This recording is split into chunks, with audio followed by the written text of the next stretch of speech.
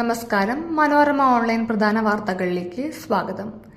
Iran തുറമുഖങ്ങളിലും തീരപ്രദേശങ്ങളിലും നാവിക ഉപരോധം ഏർപ്പെടുത്തുന്നതിനായി 15ലധികം യുദ്ധക്കപ്പലുകൾ വിന്യസിച്ച് USS ട്രിപ്പോളി എന്ന ആംഫിയസ് അസോൾട്ട് കപ്പൽ അറബിക്കടലിൽ പ്രവർത്തനം തുടങ്ങി.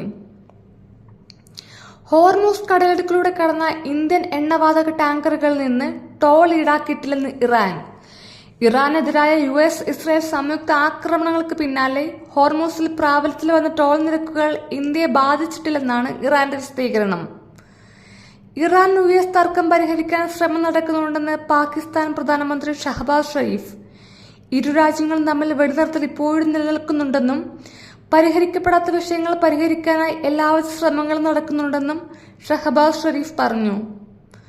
ബംഗാൾ മുഖ്യമന്ത്രി മമതാ ബാനർജിക്കും കോൺഗ്രസിനുമെതിരെ കടുത്ത ആരോപണങ്ങളുമായി കേന്ദ്ര ആഭ്യന്തരമന്ത്രി അമിത്ഷാ.